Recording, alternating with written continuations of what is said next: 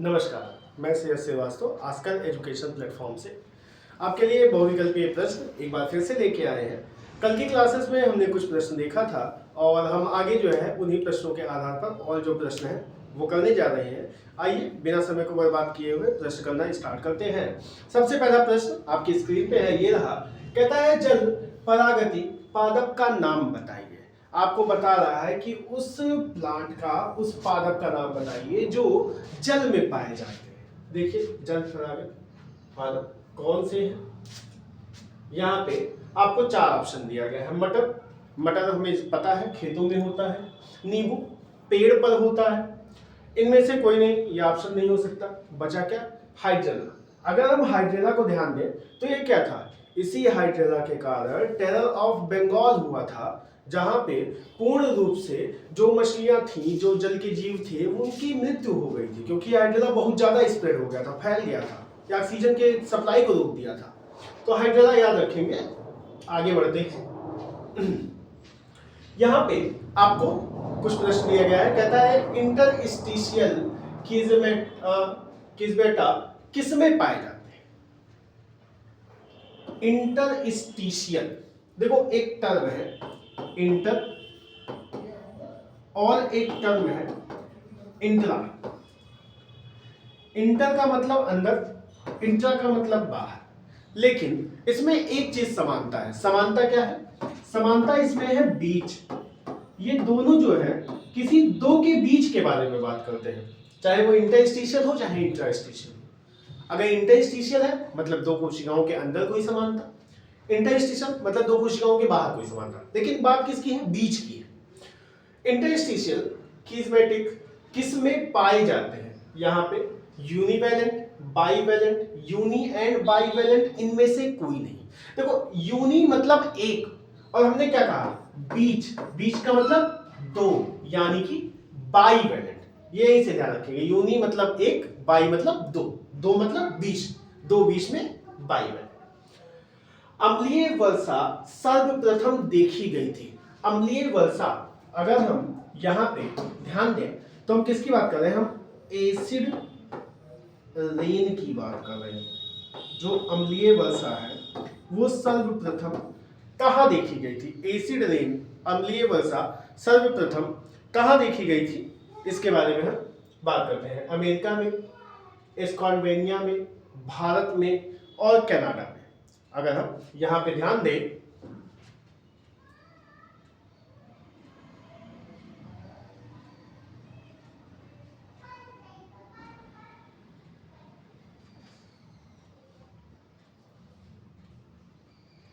ठीक है, तो यहाँ पे अगर हम ध्यान दें तो हमें समझ में आता है, क्या समझ में आता है कि अम्लीय वर्षा सबसे पहले कहाँ हुई थी? स्कैंडिनेविया में हुई थी। ठीक है, आगे बढ़ते हैं अगले प्रश्न की तरफ। अगला प्रश्न हमारे सामने ये रहा। हमसे पूछा जाता है कि भारतीय भ्रूण विज्ञान का पिता किसे कहते हैं? फादर ऑफ, आपको बताया गया था, father of Indian embryology. Father of Indian embryology आपको बताया गया था पी महेश्वरी, पंचम महेश्वरी। क्या बताया गया था? पंचम महेश्वरी। यही आपका उत्तर है, प्रोफेसर पंचम महेश्वरी। आगे बढ़ते हैं अगले प्रश्न की तरफ। अगला प्रश्न ये रहा आपके सामने। कहता है यदि किसी पौधे की पत्ती की कोशिकाओं में गुणसूत्रों की संख्या 24 है। क्वेश्चन ध्यान से पढ़िएगा। कहता है पौधों की पत्ती की कोशिकाओं में, कोशिका कैसी पाई जाए भाई? अगर ये कैसा है? ये पत्ती की कोशिका है। कैसी? लीफ। अगर ये लीफ सेल है,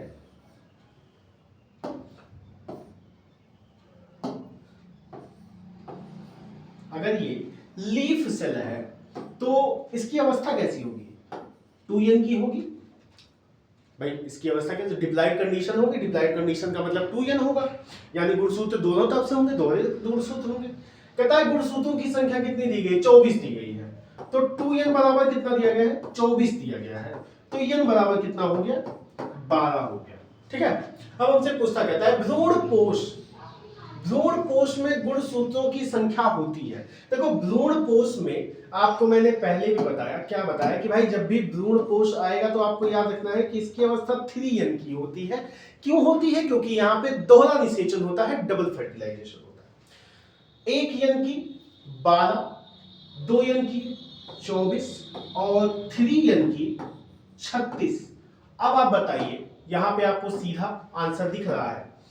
12 गुणसूत्र नहीं, वो तो n की अवस्था होती है। 24 गुणसूत्र 2n की अवस्था दिया ही हुआ है, भ्रूण कोश में नहीं। 36 भ्रूण कोश में जो अवस्था होती है वो कैसी होती है? 3n की होती है, यानी कि वहां पे कितना आएगा? 36 आएगा। ये रहा आपका आंसर। आगे बढ़ते हैं अगले प्रश्न की तरफ। अगला प्रश्न आपके स्क्रीन पे कहता है, निम्न में से कौन जीवन के अस्तित्व के लिए सबसे बड़ा खतरा है? जीवन का अस्तित्व, अगर हमें जीवन के लिए सबसे बड़ा खतरा कौन सा है? देखो कौन सा खतरा सबसे बड़ा है। सबसे बड़ा खतरा, डेंजर स्पीशीज क्या है? कहता है मरुस्थलीकरण। अगर मरुस्थलीकरण हो रहा है, वनोन्मूलन, ध्वनि प्रदूषण और विकिरण। देखो विकिरण हाँ इससे होता है, ध्वनि प्रदूषण इससे भी कुछ समस्या है। लेकिन क्या ध्वनि प्रदूषण से इंसान की मृत्यु हो जा रही है? कुछ अवस्था में हो जा रही है कि इंसान हार्ट पेशेंट है तो। अगर इंसान हार्ट पेशेंट नहीं है तब नहीं हो रही है। लेकिन वनोन्मूलन, डिफॉरेस्टेशन, किसके बारे में बात कर रहा है? यहाँ पे बता रहा है डिफॉरेस्टेशन में ध्यान रखेंगे कि जब भी कभी पेड़ों की कटाई होगी, अगर पेड़ काटे जाएंगे, भाई आपको पता ही है पेड़ काटे जाएंगे, उसका सीधा प्रभाव हमारे ऊपर पड़ता है। अगले प्रश्न की तरफ आगे बढ़ते हैं। अगला प्रश्न आपसे दिया हुआ है, कहता है दलहनी पौधों की जड़ों में पाया जाता है। दलहनी पौधे कौन से होते हैं? Legume plant.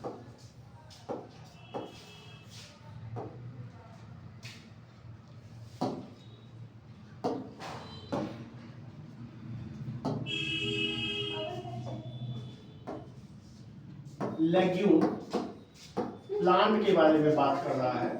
लेग्यूमिनस प्लांट में एक बैक्टीरिया पाया जाता है जिसे हम क्या कहते हैं? राइजोबियम कहते हैं। राइजोबियम नाम का बैक्टीरिया पाया जाता है। आइए देखते हैं इसमें क्या क्या दिया गया है। कहता है राइजोबियम लेग्यूमिनिफेरस, ये फैमिली का नाम है, लेग्यूम लेग्यूमिनिफेरस। और यहाँ पे एनाबीना नहीं है, बेसिस नहीं, इनमें से कोई नहीं। पहला आंसर आपके स्क्रीन पे दिया गया है। क्या दिया गया है? आपको बताता है कि राइजोबियम लेगुमिनिसेलम जो है उसकी जड़ों में पौधे पाए जाते हैं। कहता है दलहनी पौधों के जड़ों में, लेगुमिनस प्लांट पे क्या पाया जाता है? राइजोबियम पाया जाता है। फिर से एक क्वेश्चन लघु बीजाणु से जुड़ा हुआ। कल की क्लास में मैंने आपको बताया था, क्या बताया था कि जो मदर मेगा सेल्स है वो 4 है। ठीक है, कल मैंने आपको बताया था, क्या बताया था कि अगर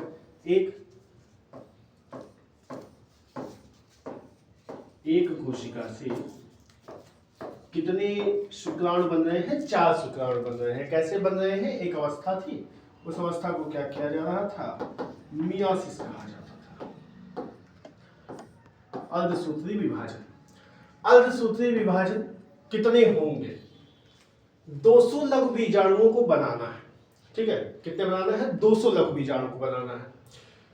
अगर बीजाणुओं का नंबर 200 है और एक बार में 4 बनते हैं तो टोटल कितने बनेंगे? 50 बनेंगे। यानी कि 50 बार 50 टाइम्स मियासिस होगा, अर्धसूत्री विभाजन होंगे तो 200 लघु बीजाणु बनेंगे। आगे बढ़ते हैं अगले प्रश्न की तरफ। अगला प्रश्न ये आपके सामने, साइंस में क्या कहते हैं, जो आपका विज्ञान है उसमें एक ही ट्रेजेडी बताई जाती है और उसको हम कहते हैं भोपाल गैस ट्रेजेडी।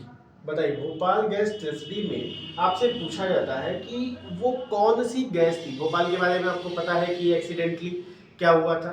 दुर्घटनावश एक जो गैस है, एक फैक्ट्री से एक गैस रिलीज हुई और रातों रात जो है पूरा का पूरा एरिया जो था वहाँ के बहुत सारे लोगों की मृत्यु हुई। आपसे वही पूछता है, क्या पूछता है कि आप बताइए कि इसके संबंध में कौन सा जो गैस है वो है। कार्बन डाइऑक्साइड गैस से, अमोनिया गैस से, मिथाइल आइसोसाइनाइड गैस से, या सभी से। आपसे प्रश्न पूछा जाता है कि इन 4 गैसों में से कौन सी गैस है जो भोपाल गैस ट्रेजेडी में थी।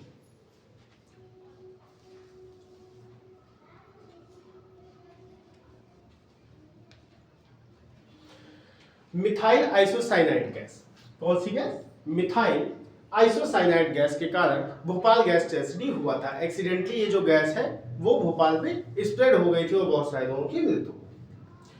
आगे बढ़ते हैं अगले प्रश्न की तरफ। अगला प्रश्न कहता है गुणसूत्रों का निर्माण होता है। गुणसूत्रों का निर्माण कैसे हो रहा है?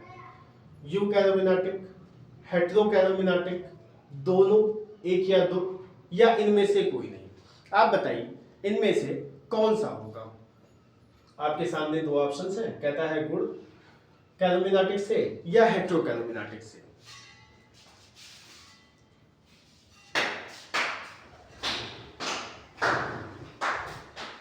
तो अगर हम यहाँ पे ध्यान दें तो क्या होगा? गुणसूत्रों का निर्माण किसी से भी हो सकता है, यूकैरियोटिक से भी हो सकता है, हेटेरोकैरियोटिक से भी हो सकता है। आंसर क्या होगा? दोनों, पहला और दूसरा। अगला प्रश्न आपके सामने ये रहा। कहता है काजीरंगा राष्ट्रीय उद्यान प्रसिद्ध है। काजीरंगा राष्ट्रीय उद्यान किस लिए प्रसिद्ध था? ये गेंडों के लिए प्रसिद्ध है। यहाँ पे बाघ, हाथी, सांप पाए जाएंगे, लेकिन गेंडे अधिक मात्रा में पाए जाते हैं। ये गेंडों के लिए ज्यादा प्रसिद्ध है। वहां का जो वातावरण है वो गेंडों के लिए अधिक अनुकूल दर्शाता है। अगला प्रश्न आपके सामने ये रहा। कहता है डीएनए के विकृतीकरण हेतु प्रयुक्त ताप होता है। अगर डीएनए को तोड़ना हो, ब्रेक डाउन करना हो, तो पूछता है डीएनए के ब्रेक डाउन के लिए कौन सा तापमान जो है बिल्कुल सही है। तो डीएनए को जब भी तोड़ना होगा तो वो 90 से लेकर 93 डिग्री सेल्सियस के बीच में तोड़ा जाए। अगर इससे कम होगा तो डीएनए अलग नहीं होता है। क्यों नहीं अलग होता है? क्योंकि जो बॉन्ड्स होते हैं आपको बताया गया था, एडेनिन, ग्वानिन, साइटोसिन और थाइमिन, ये 4 जुड़ के बनाते हैं। ग्वानिन और साइटोसिन ट्रिपल बॉन्ड से, एडेनिन और थाइमिन डबल बॉन्ड से जुड़े होते हैं। तो बॉन्ड ब्रेकडाउन ज्यादा एनर्जी कंज्यूम करेगा, इसलिए जो टेम्परेचर है वो बढ़ाना पड़ेगा 90 to 93 डिग्री सेल्सियस। आगे बढ़ते हैं अगले प्रश्न की तरफ। अगला प्रश्न ये रहा आपके सामने। कहता है यक्ष संगलन जीन पाई जाती है। यक्ष जो संगलन जीन है वो पाई जाएगी, कहाँ पाई जाएगी? कहता है वाई गुणसूत्र के विषम जात भाग में, यक्ष गुणसूत्र के विषम भाग जात में, यक्ष तथा वाई गुणसूत्रों के समजात भाग में, संयुक्त गुणसूत्र में। कहता है कि जो यक्ष संगलन है जीन, ये कहाँ पे पाई जाएगी? यक्ष से जुड़ा हुआ जो संगलन जीन है वो कहाँ पे पाया जाएगा? तो हम यहाँ पे जान रहे यक्ष की बात कर रहा है, कहाँ पाया जाएगा? यक्ष में पाया जाएगा। यक्ष गुणसूत्र के विषम जात भाग में ये पाया जाएगा। कहाँ पाया जाएगा? यक्ष गुणसूत्र विषम जात भाग। ठीक है, आगे बढ़ते हैं अगले प्रश्न की तरफ। ठीक है, वही प्रश्न है, दोबारा है। एक्स कहाँ पाया जाएगा? एक्स में पाया जाएगा। ठीक है, तो ये आपका लास्ट क्वेश्चन है। अगली क्लास में हम लोग आपके लिए और क्या कहते हैं बहुविकल्पीय प्रश्न लेकर आएंगे। जैसा कि मैंने कल आपसे कहा था कि अलग अलग क्लासेस में आपको जो है सारे सभी प्रकार के जो बहुविकल्पीय प्रश्न हैं वो कराए जा रहे हैं। आप उनका ध्यान दीजिए, उनका अध्ययन अच्छे से कीजिए, जिससे आपका जो परिणाम है वो बहुत ही बेहतर है। ठीक है, मैं श्रेयस ऑस्कर एजुकेशन प्लेटफॉर्म से आपसे लाइक और सब्सक्राइब की डिमांड करता हूँ। और इसके साथ में मैं आपको बहुत बहुत बधाई देना चाहता हूँ कि आने वाले समय में जो एग्ज़ाम्स होंगे वो बेहतर होंगे। ये जो प्लेटफॉर्म आपके लिए चल रहा है ये बहुत ही लाभदायक प्लेटफॉर्म है और आप इससे एक बार जुड़ने का मौका अवश्य दें। धन्यवाद।